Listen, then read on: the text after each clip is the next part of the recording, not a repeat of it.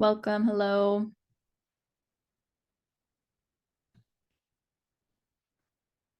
Okay. There seems to be a lot of returners on the call. Hello. Nice to see you again. We're probably going to get some more people trickling in as we go. But I'm just going to give a quick overview for folks who have not joined us before. First of all, some of you who have attended the last couple of weeks, if you guys want to share, who you are in the chats, company you're coming from, title, and maybe your LinkedIn, if you'd like to connect with others, please go ahead and, throw that into the chat so we kind of have an idea of everybody that's in the room and who we're talking to, and we're not all just a bunch of strangers. And for folks who, haven't been with us before, this is the Fraudcast. Thanks for joining us. The Fraudcast is just an open space for people in the e-commerce, fraud, and risk space to come together on a more consistent basis and hear from one another, learn from one another, share their experiences, and kind of talk about what's going on and like things that you guys are tackling and kind of your day-to-days, what you might need help with. And really, like, the key is just to start a conversation so that we can all learn from one another. So very much like an open space, open conversation. Vito is your actual host. I'm here to just help out and field questions and things like that. Vito is, a wealth of knowledge. And, you guys could talk about a lot with Vito. He's been around in the fraud world for quite some time, so has lots to share. There's a few ways that you can participate during the session. Of course, you can throw your thoughts and questions into the chat as we go.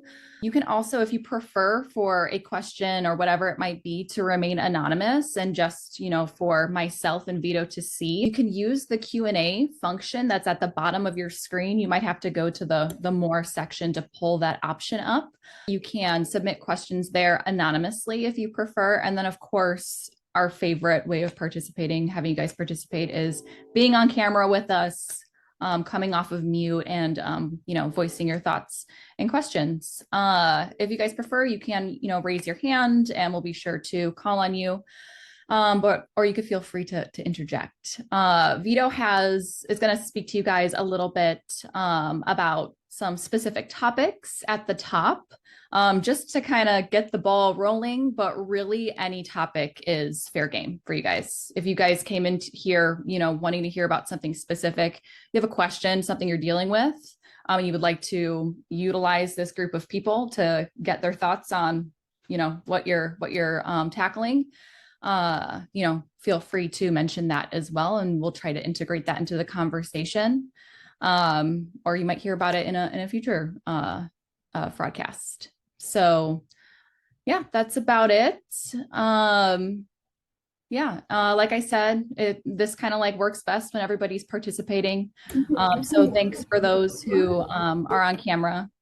If you can't come on camera, please do. If not, that's totally fine. You guys could hang back. That's cool too. All right. And with that, I'm going to pass it over to Vito. What is up, everybody? Happy Wednesday. Thanks for coming out. It's so good to see so many familiar faces, but it's even greater to see so many new faces. Our little club is growing here, and I love that because somewhere there's some what in his underwear trying to defraud people, but little does he know that we're up to no good over here, and that's going to be great. Not to put you on the spot, but a little cliffhanger here. When we left off last week, Ben, you brought up the ATO point.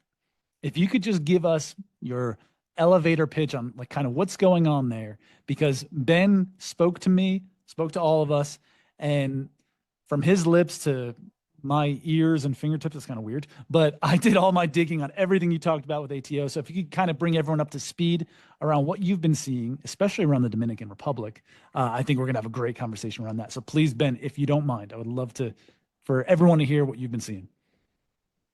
So last week, or about a week and a half ago, we experienced a fraud attack where we had all of these were established accounts. So to me, it looks like potentially fraudsters probably bought a batch of logins. And what happened with these with these established accounts, all the orders and that the devices were placed from all one specific area within the Dominican Republic. And they were ordering $1,000 of products every time. And to me, after researching all the data from this fraud attack, we noticed that these fraudsters had been playing basically the long game. They had been ordering from specific addresses, and they were all homes for the last year from January 2024. And so they were placing legitimate orders with no chargebacks that came from these since January 2024. So within our system fraud monitoring program, these were also established addresses as well. So in our business, for me, those are green flags when addresses are being used over and over, the repeat customers, along with established accounts that have been with our system for a long time. And they also, looks like they also probably bought really good credit card information because they had the correct billing information. So ABSY, everything matched. So the only thing that threw us off is we don't do business in the Dominican Republic market. And so all these IP addresses and device being used from there, every IP address was different. So I'm assuming they're using a VPN, but still within the Dominican Republic. Great way to put it. And I hate to hear it, but thank you for sharing that, because I'm sure you're not the only one, Ben, who's dealt with Dominican Republic based fraud as well as ATO in the last, in the last few weeks, honestly, because as it's mentioned here, it is on the rise for sure, and in a very real way. When we look across the Signified network going back to 2020, check out where we were in 2020 for Dominican Republic based fraud. Now, this is taking a large number of things into consideration, but IPs originating out of the Dominican Republic, cards that are based out of Dominican Republic, any sort of signal, a device location in Dominican Republic, it is just precipitously on the rise. And it's a good opportunity here to pause, because as Ben was mentioning, probably they got their hands on this credential or that credential. If you're new here, or maybe if you've been here before, it might be worth it to change out of the browser window right now. And side note, you might be spooking yourself, and it might be a hard night's sleep after you do this, but just bear with me. Change out of the browser window right now, type in your company's name in Google, and then write SELLPASS, SELLPASS, right after that. It has never been easier than today to purchase buyer accounts, credit cards, log information from all sorts of e-commerce platforms online on the clear web. So you don't need Tor or some sort of dark web access to get it on the clear web for very cheap. And not only that, they come with great instructions. Let the cart sit around for 20 or 30 minutes before you order. Make sure you go for this and not that. If you're seeing this and I'm shocking you, I apologize for bringing that up to you. But good news is there's a path forward. And we'll talk about one of those paths forward today. So Dominican Republic-based fraud is on the rise, as we see here very clearly. Now, to Ben's point, they're going after big ticket items. Look at just 2024 from a storefront vertical perspective. I know the type is a little tiny here. That might actually serve to show you how long of a tail it is. They're not just going after one thing or another, but in general, they're going after home improvement and appliances, which, as we all know, are not small ticket deals. We're talking refrigerators, air conditioners, $1,000+ transactions. To Ben's point, they have access to good information on stolen credentials, stolen payment instruments, and they're ready to use them and ready to get what they want. These are two of the biggest freight forwarding companies that wind up transacting with people in the Dominican Republic. Now, we need to make a little caveat right here. Just because you're based out of the Dominican Republic doesn't necessarily mean that you're looking to fence those goods, i.e. sell those goods, start up a storefront of your own, have a little Facebook marketplace jamboree in the Dominican Republic. You might be in the Dominican Republic transacting on behalf of someone else somewhere else, but most often most regularly that we see bad actors who are originating, at least from a device level, in the Dominican Republic, also shipping to the Dominican Republic. So I'm sure all of you have, kind of figured out where the freight forwarding delivery addresses are. This is nothing new to you. If it says Miami or Doral, or Doral, I'm sorry. If it says in Miami or Doral, you might already be putting the red flags up. But these two are the biggest ones, Mundo Cargo and BM Cargo. It's also worth calling out here at the very bottom. I know it's super tiny. I'm sorry to make you kind of lean forward in your seat, but they ask the people who are transacting with BM Cargo to enter their address in this way. It says, remember, your address is your name, BM, and then a string of numbers. A lot of times we get shook when we see what we call address manipulation or some sort of anomalous entry into the address field. 9 times out of 10, that is a reshipper code that really instructs the freight forwarding company as to where they are sending this package for its next stop. It's also worth pausing here to let you know that the vast majority of orders going to freight forwarders are not bad. There's a lot of money to be made, legitimate money to be made from underserved geos that are outside of our traditional, business setup. Like maybe we're not shipping to DR, and maybe there's plenty of good people there who want to buy it and they're not using stolen credit cards. In this case, we're talking about the bad ones. Okay, so be on the lookout for these. When we talk about, and also be on the lookout for this one, Domex. Domex is a huge one as well. The address is here. You'll all have access to this afterwards. If you haven't already flagged these addresses, kind of flag them. When I say flag them, don't just start blocking them willy-nilly, because there might be some good stuff here, but I'm going to show you what the bad stuff looks like in particular. Here's an example of the bad stuff. And again, small type. I'm very sorry. I'm going to highlight some stuff for you. Okay. Check out the time frame. Now, Ben, like I said, we talked and then I went right on. So this is from January 23 of this year. So this is from, earlier in the week. Here's what's going on. And we stopped all of this because we knew it was bad. Here's how we knew it was bad. It's moving at incredible velocity, starting at the very bottom from 4:23 a.m. Central Standard Time, going up to 5:12 a.m. So in a 40-minute window, we have these dozen or so orders. You see here in the cardholder and delivery recipient field, the buyer name with that little letter string. That's that reshipper code. So, okay, not so bad right there. Check out the account email, Maritza Pena Jimenez 4@outlook.com. Number of red flags there, right? Maritza Pena Jimenez is not Brian Reyes. Maybe it's some sort of family relation, who knows? Outlook tends to be a little on the shady side. It's a much older domain. These are compromised regularly. So maybe this bad actor has access to a compromised aged email, which they'd like to use because they know that, fraud platforms tend to give a higher level of trust to an aged email address. But here's where things get really funky. The IP is coming out of Zurich. CH is the Helvetica Republic, Confederation Helvetica, right? So that's Switzerland. Okay, so the IP is coming out of Switzerland. They're going after really what we would call not high end, but like high demand stuff. Champion clothes, Vans, Nike. Like these are things that are easily fensible. I can easily sell a pair of Nikes. Everyone seems to like Champion right now. When I was a kid, maybe I'm dating myself, Champion was the cheap stuff. Now it's the great stuff, so it's funny how these things happen, but that's another conversation, right? But then look at this. All of the credit cards are coming out of Hong Kong. This is too hairy for any of us to feel good about, right? I'm all for jet setting people who are doing things all across the world, but this is too much stuff going on.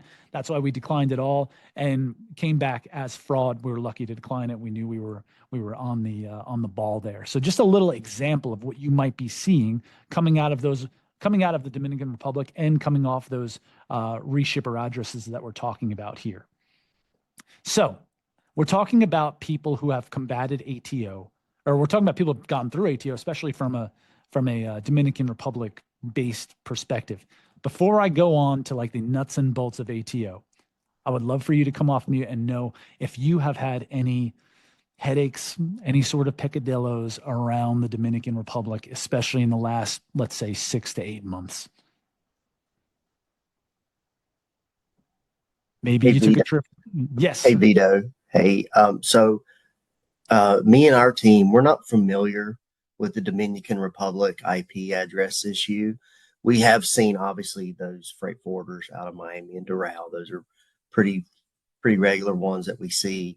Do you happen to have by chance like the actual IP addresses that they're using associated with this, or have you found that maybe they're spoofing it to where it looks like it's Dominican Republic, but really it's somewhere else? I'm just curious. Great question, Matthew. We have the IP addresses, right? The biggest thing is seeing the IP geo that comes off of them, locating it in there. And from that, I've seen that every fraud order that originates in the Dominican Republic is coming off of different networks, right? So they might be on a mobile network down there and just kind of turning on and off their, connectivity. If just so you know, if anyone's on 5G and you turn on airplane mode and then turn it off again, you're going to have yourself a new IP address. So go forth with that knowledge and do good, not evil, right?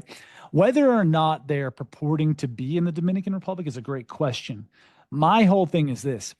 If they're using signals that are outside of the delivery address, outside of the freight forwarder that tie to the Dominican Republic, in this case, device location and IP location, and perhaps even a Dominican-based card, and then they are shipping to Miami, Doral, and targeting a freight forwarder that is specializing in going to the Dominican Republic, it gives me no sort of, I was actually looking, it's funny you mentioned, it gives me no sort of like hesitancy to say that these items are actually indeed intended to go to the DR. I spent too much time yesterday trying to find freight forwarding routes from the Dominican Republic elsewhere, to China, to places like that. I was thinking maybe they're sitting as a middleman for Southeast Asian fraudsters or something along those lines.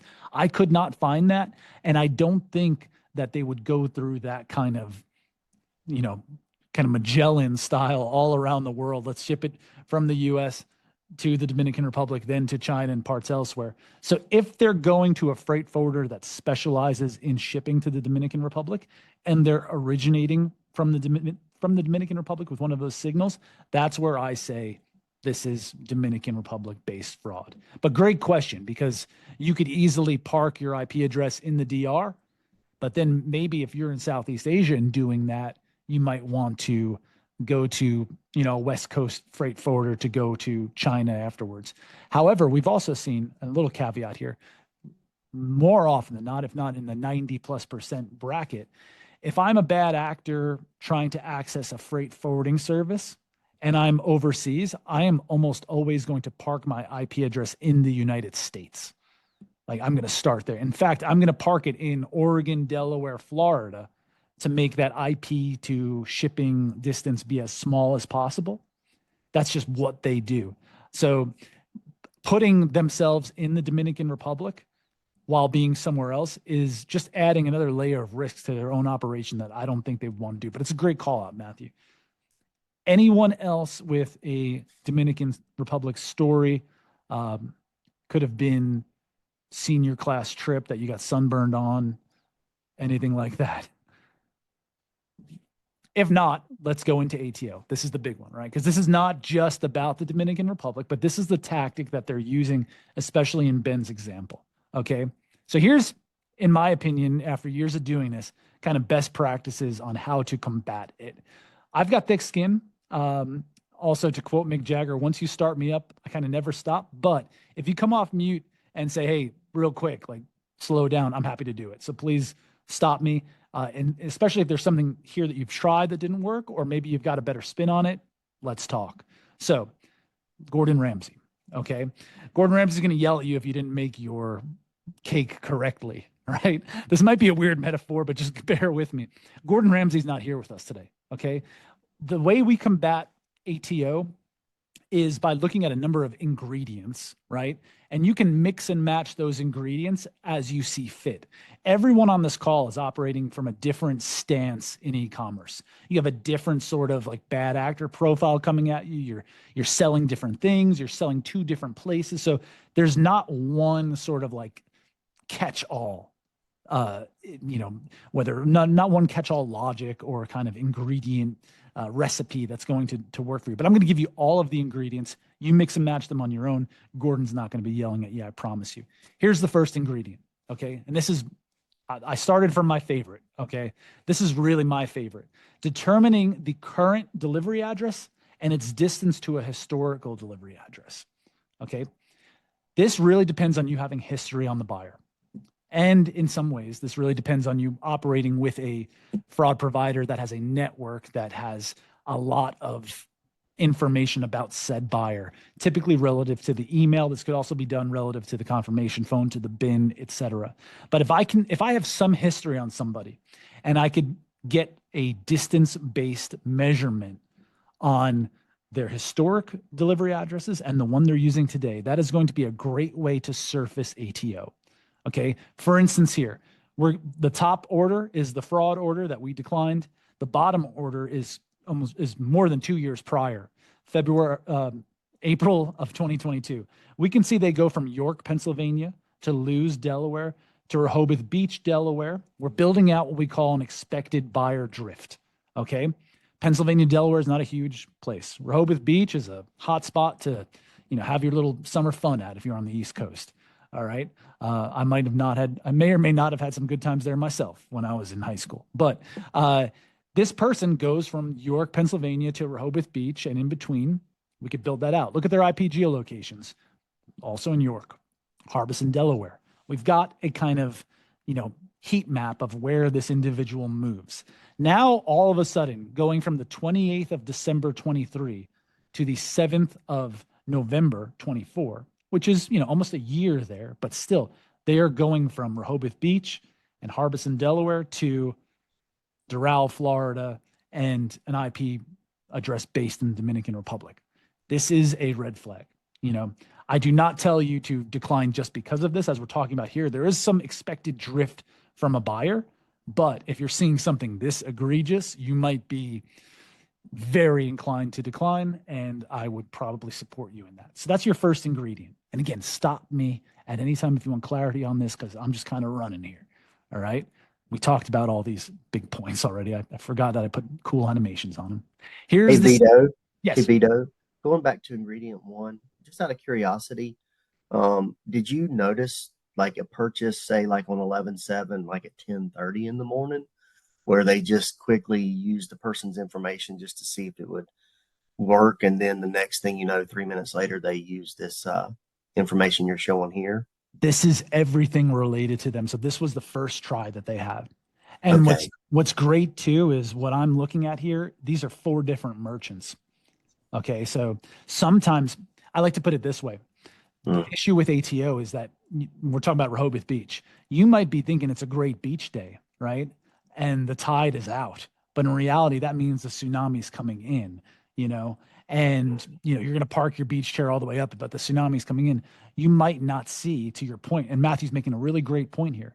A lot of times that tsunami is starting at other storefronts, because y'all have great storefronts. We're not belittling anyone here, but in reality, if I have my hands on stolen credentials, I'm going to like one of 3 places. I'm trying to get a phone. I'm trying to get a laptop. I might try to do some crypto, gold, bullion, the big hitter stuff, and then I'll come to you, right? So having that kind of network view like we have here with 4 different merchants over an extended period of time helps. But to answer your question directly, Matthew, that was the first order attempt they tried. And they were operating, I know you don't see it here in terms of an order amount, but it wasn't a huge order amount for this one. This was like a $50 order. So they kind of assumed that they would get through on this first one. Lo and behold, they didn't. So here's another spin on that ingredient for you. And this is also very good. Okay. The current IP distance, getting another measurement based to the historical IP addresses. I couldn't put it all in one big column, or else you would have been squinting super hard. So I broke it up into 2 columns here. And this is your newest order on the top left, obviously January 26, 2025. And your oldest order goes back here to June of 2022. All the same buyer. Okay. If we start at the oldest, we can see their expected drift. They're in Pittsburgh. They're kind of moving west here. They're in Pittsburgh. They're in Ohio. They go to California. They're in West Virginia. They're in Texas. All of us here in the digital realm, in the remote working realm, even we get around, and there's nothing crazy about that. Like we need to approve as much of that as possible. But look what happens here. All right, so these are all your good orders. Look what happens here. This is when the account is compromised. And how can we tell that? Well, you might be telling me no blank Sherlock, but like all of a sudden on the 22nd of November, going into the 23rd of November, we have 4 order attempts, all of them declined by Signified, that are originating out of the Dominican Republic.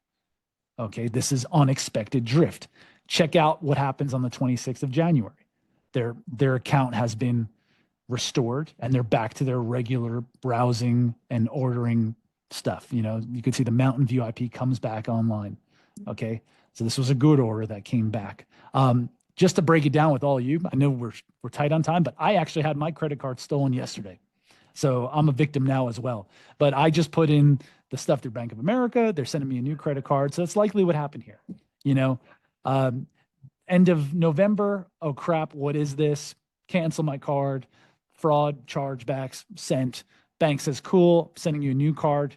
Now I'm back to browsing as normal with a new credit card. Okay. So having that kind of measurement, not only between the historical delivery address, but with the historical IP address is really helpful. And Vito, one more time. Yes, please. That's multiple merchants, right? That's not Yes. just one. Yes. This is, I think, 9 different merchants we had here. Okay. So I'm just tracking them throughout. If this is actually, I'm not pitching Signified here at all, but here's the thing. ATO is going to come off of an aged account, right? So odds are you have that history on your aged accounts that you may be able to make this kind of measurement off of, especially if you've got a couple of years going back, you can come up with a pretty good measurement of your more loyal or even your more dormant users. Because I know a lot of us don't want to delete or kind of purge those loyal or dormant users if they've been dormant for so long. We want to keep them there, right? So if we come up with a measurement like this, we can say, okay, if this account's been dormant for X amount of days, and then all of a sudden has like a Y distance between its old IP and the new IP, or from its old delivery address and the new address, that's where we might either put in a manual review check or decline, so that now we're starting to talk recipes here. So bank on the fact that your aged accounts are the ones that are going to get hit with ATO. So you do have that information on them. Here's another part of that, Matthew and everybody else, right? If you've got this aged buyer, you've also got their original device. Okay. So think about the associated device age that's going on here with that buyer. Check this out. All one buyer, multiple merchants. They started off, and we're looking at hashes of device IDs. Okay, that changes. People get new devices, you clear cache and cookies, stuff like that. But for the average Joe, when they're coming back, with relative frequency, you're going to see that hash reused. But I have another hash here, okay, between January 7th and 3rd. Here's a big hash extending from January 8th to January 9th, multiple orders. Then all of a sudden, January 23rd and 26th, not only does the hash change, but the IP geo changes. And check this out. The IP geo changed first to Ashburn, Virginia, for $10 in an IOU. What's in Ashburn, Virginia? Anybody?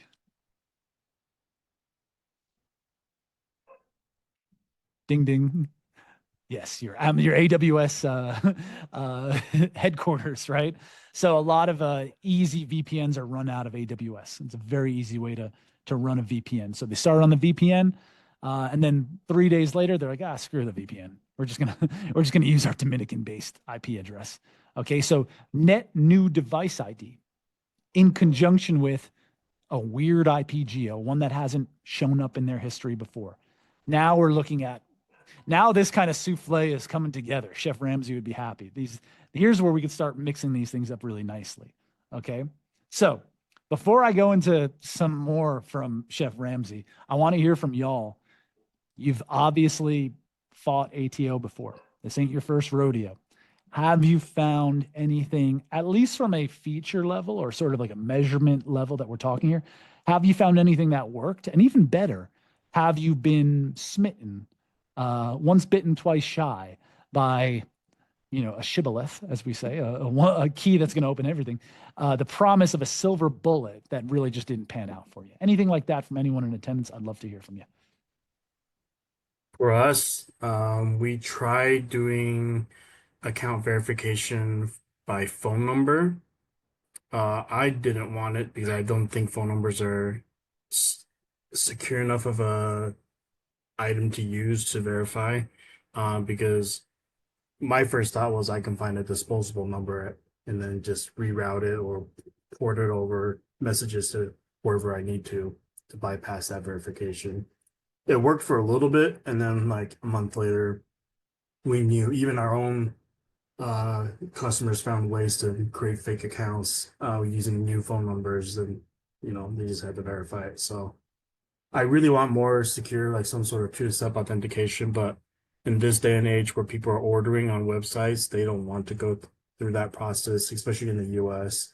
So everyone wants quick and easy. So two-step is really not for shopping, maybe better for like more secure things like banking or credit cards.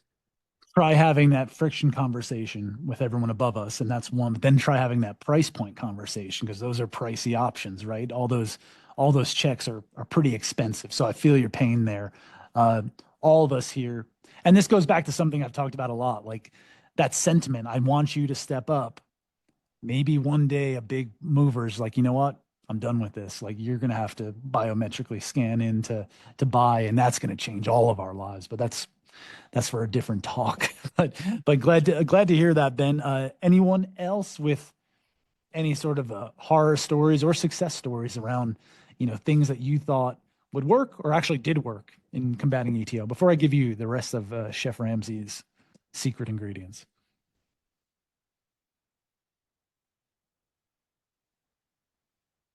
Boom. All right. So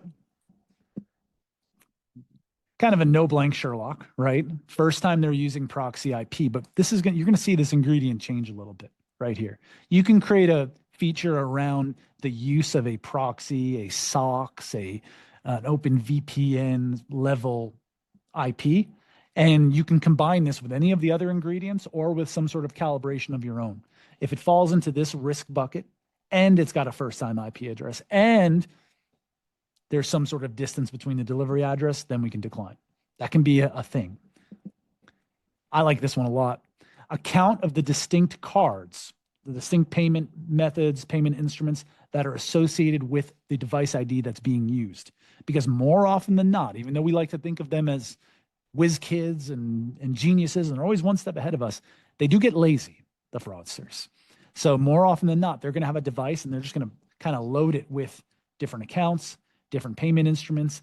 And then from there, they're going to start making their orders, and you will see a device come through that has 4 different credit cards associated with it over the last 60 days.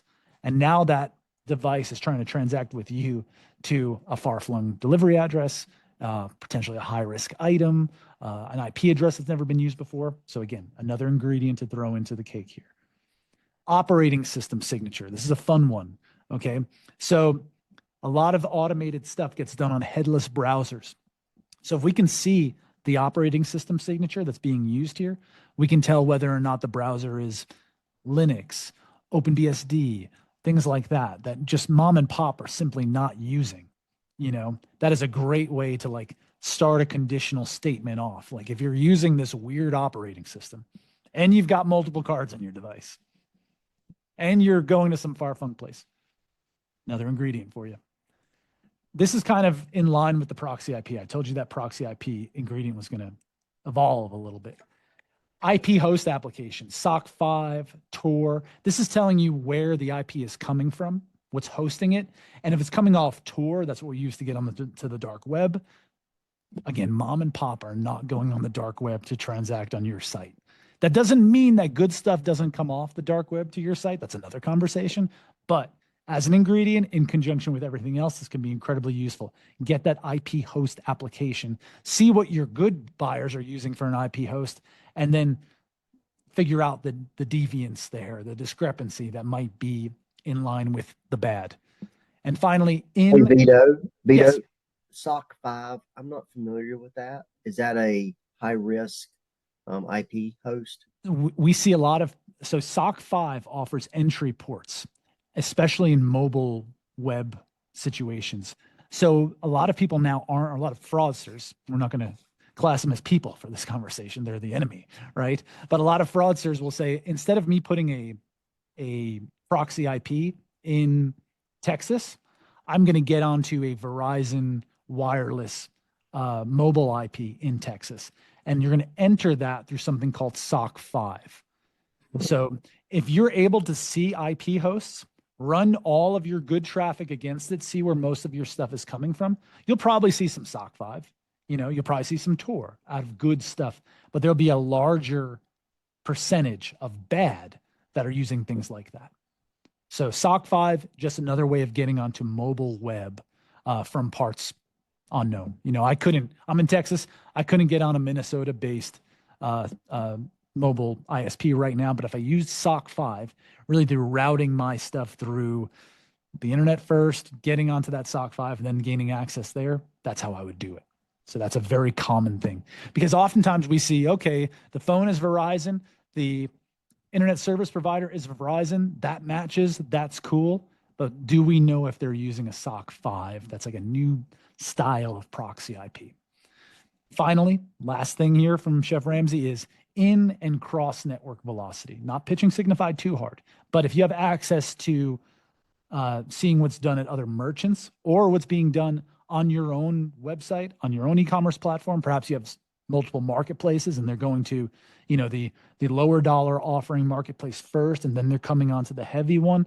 Try and get as much as you can around velocity, because if I've seen this guy making 5 orders today already, there might be something up. We have plenty of good buyers who make 5, 10, 15, 30 orders in a day. We love those people. But if they're making 5, 10, 15, 20 orders in a day, and they've got some of these other ingredients in there, you might be dealing with an ATO fraudster. So yeah, it's not a wait and see scenario, because the fraudsters are not going to wait and test. They're going to come at you like a tsunami. And it's also not a wait and see scenario for us in the protection game, because we need to take kind of a good assessment of what's going on with our good buyers in order to determine the good signals from the bad, using those ingredients that I just called out earlier. So, don't get mistaken. Don't think that the tide going out just means it's a good beach day. It might be coming in hard. Cross-network insights are really going to rule the day, and making measurements on historical movement from delivery addresses, IP addresses, and seeing the kind of new characteristics that pop up around devices and IP addresses is really going to help you. Now, I have talked a lot, and I'm not here just to talk. So I'm here to listen. So please, I'd love to hear from you. I haven't even looked at the chat this whole time. So I'll be reading the chat. I want to hear from you, please. I'm going to shut up. Hi, can you hear me? Yes. Okay. Thank you. This is great information. And I just wanted to know, maybe because I missed the beginning, how are the credentials obtained in this case? Is it through when you're and funny enough, I am going to be traveling to Dominican Republic for vacation soon. So, and I'm already thinking, okay, what VPN can I have on my phones or anything just in case I'm using my devices over there? I don't want to come back and find out I've made several purchases that I'm not aware of. Well, Thomas, first, it's great to hear from you again. I hope you had a great new year. Last we spoke was before the new year, so great to hear from you again. More so than ever, it is easy to get your hands on stolen credentials, accounts through the clear web. As I put out to the crew earlier, and you might want to try this out, Thomas. You're at Canada Post, right? Right. You might want to try Googling Canada Post and SellPass, SELLPASS. Unfortunately, there's a very high frequency of people's business being on SellPass, where they've got access to these things and they're selling them on the clear web. But through the dark web, message boards, stuff like that, people kind of buy and sell these things very easily.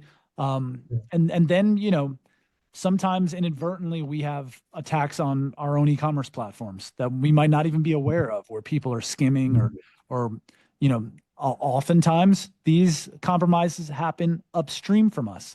So somebody's entered their credit card somewhere else and is using the same password on every site. These are just some of the ways in which accounts are compromised. It isn't just the dark web. It isn't just the clear web offerings that we've just talked about with SellPass. I'd say most of it comes off of people just being a little unhygienic with their password for their Gmail. Because once you get into that Gmail, the world is your oyster.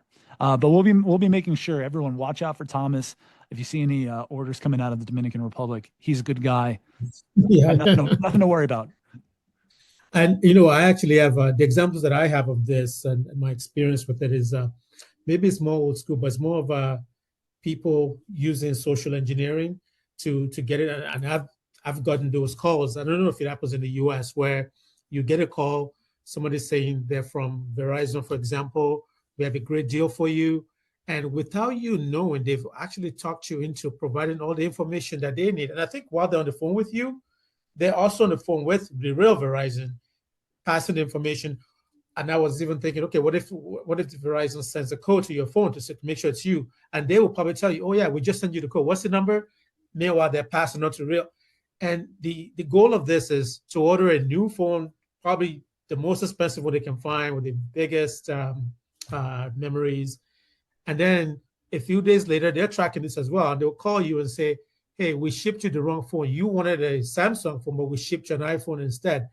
We're going to send you a return label. And that's where I come in, and a return label to ship it back to us. And most people are not paying attention, but that ship back address is not going back to Verizon. It's going back to one of their spots where they have a mule that will get a device and then forward it to them. Great point, Thomas. I mean, we cannot rule out the social engineering element. In fact, my wife is applying for a bunch of jobs right now. She's already got 2 social engineering attempts against her. Luckily, she's married to a very paranoid man professionally. So she's been prevented from going down that route. But we talk a lot about the industrialization of fraud, right? These things are on the rise and all that. As we get more data, as there's more data around, fraudsters can resort to these old school tactics. So you're seeing stuff like social engineering. You're seeing stuff like porch piracy and theft from people's porches, not having to reroute the package. It's not going anywhere. And it's good to bring up these old school things, because no matter how much AI is out there and how cool the computers get, crime is still going to crime. And that book is older than time itself. So they're still going to access it. Anyone else have a little hair stick up on the back of their neck when they saw some of these ingredients, thought about this? And you could even tell me, hey, Vito, listen, I tried all that crap. It don't work. Like, get better. Like, please, I got thick skin like a rhinoceros. So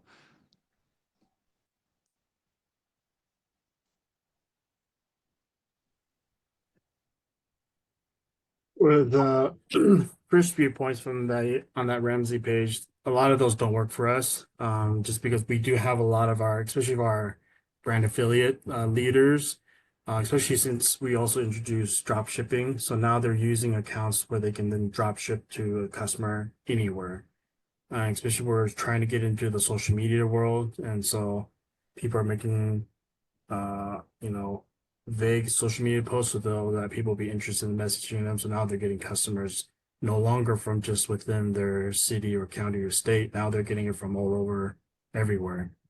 And so so sometimes the ones that do really well, some of these will also travel to these other states and maybe try to meet with a group of people. So now their history doesn't really work very well, because they're using their device.